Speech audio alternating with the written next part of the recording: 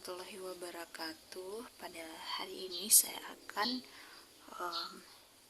menjelaskan materi tentang taksonomi belajar untuk memenuhi tugas akhir semester mata kuliah belajar dan pembelajaran. Pertama yaitu konsep dasar taksonomi belajar. Taksonomi belajar ini adalah sistem yang digunakan untuk mengelompokkan tujuan pembelajaran berdasarkan tingkat kemampuan yang ingin dicapai oleh peserta didik. Dengan adanya taksonomi, guru dapat mengetahui kemampuan apa yang harus dikuasai siswa setelah proses pengembangan berlangsung. Taksonomi belajar berfungsi sebagai panduan dalam merancang kegiatan belajar, memilih metode pembelajaran, dan menentukan bentuk evaluasi yang sesuai.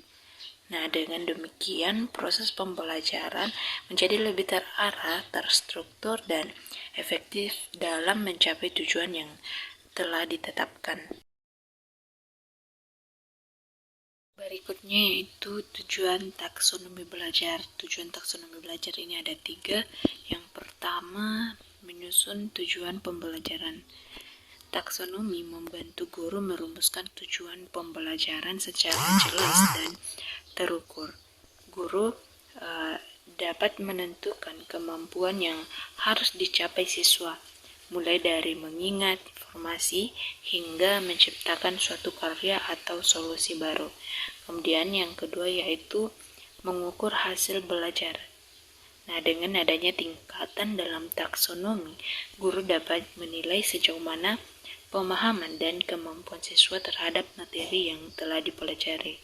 Kemudian yang terakhir, membantu evaluasi pembelajaran. Nah, taksonomi memudahkan guru dalam membuat soal, tugas, dan bentuk penilaian yang sesuai dengan tujuan pembelajaran sehingga hasil evaluasi menjadi lebih akurat. Kemudian ada taksonomi Bloom klasik, di mana ada ranah kognitif. Nah, ranah kognitif berkaitan dengan kemampuan berpikir dan pengetahuan siswa, di mana ranah ini mencakup kemampuan mengingat, memahami, hingga mengevaluasi suatu informasi. Kemudian ada ranah afektif. Ranah afektif berkaitan dengan sikap, nilai, emosi, dan karakter peserta didik. Contohnya adalah sikap tanggung jawab, kerjasama, dan menghargai pendapat orang lain. Kemudian yang terakhir yaitu ranah psikomotor. Nah, ranah psikomotor berkaitan dengan keterampilan fisik atau kemampuan melakukan suatu tindakan. Contohnya seperti melakukan eksperimen, praktik laboratorium, atau membuat suatu produk. Selanjutnya itu ranah kognitif Bloom. Yang pertama, knowledge atau pengetahuan. Di sini siswa mampu mengingat fakta, istilah, atau konsep yang telah dipelajari. Kemudian yang kedua ada comprehension atau pemahaman, di mana siswa mampu menjelaskan kembali informasi dengan kata-katanya sendiri. Yang ketiga ada application atau penerapan. Di sini siswa dapat menggunakan pengetahuan yang dimiliki untuk menyelesaikan suatu masalah. Kemudian yang keempat ada analisis, di mana siswa mampu menguraikan informasi menjadi bagian-bagian yang lebih kecil untuk memahami hubungan antar bagian tersebut. Kemudian yang kelima, sintesis. Di sini siswa dapat menggabungkan berbagai informasi untuk menghasilkan ide atau konsep baru. Kemudian yang keenam, evaluation atau evaluasi, di mana siswa mampu memberikan penilaian atau keputusan berdasarkan kriteria tertentu.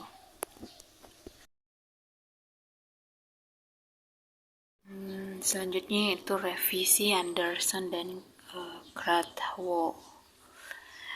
Yang pertama, remember atau mengingat. Di sini kemampuan mengingat informasi yang telah dipelajari sebelumnya. Kemudian yang kedua yaitu understand atau memahami, kemampuan menjelaskan makna suatu konsep atau informasi.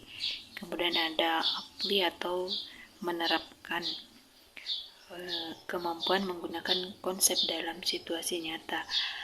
Kemudian ada analyze atau menganalisis, ini kemampuan mengidentifikasi hubungan antar bagian dalam suatu informasi.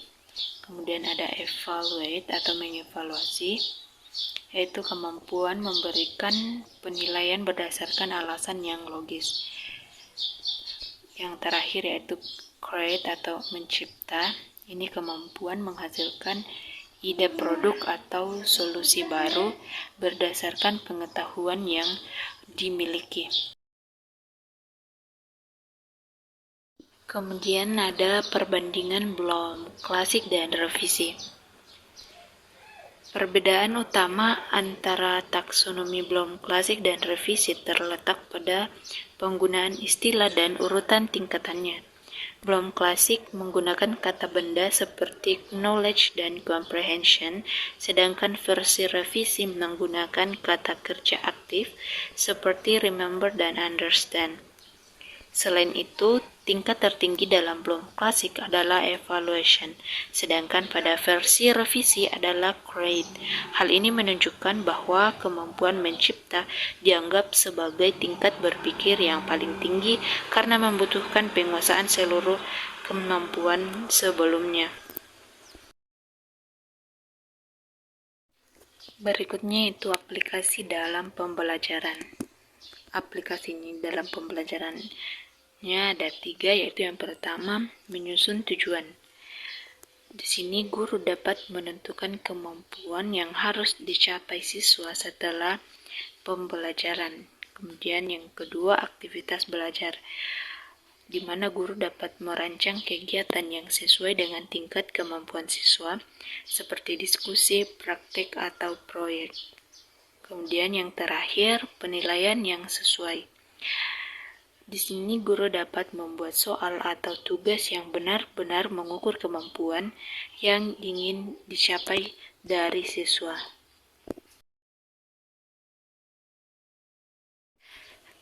Kemudian yang terakhir itu ada contoh penerapan.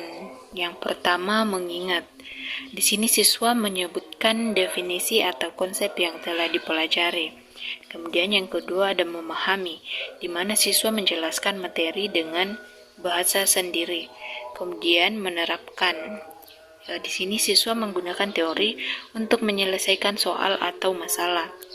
Kemudian menganalisis. Siswa membandingkan dan menentukan hubungan antar konsep. Kemudian ada mengevaluasi, di mana siswa memberikan pendapat atau penilaian berdasarkan fakta. Kemudian yang terakhir yaitu mencipta, di mana siswa dapat membuat karya, proyek, atau solusi baru berdasarkan pengetahuan yang dimiliki oleh siswa tersebut.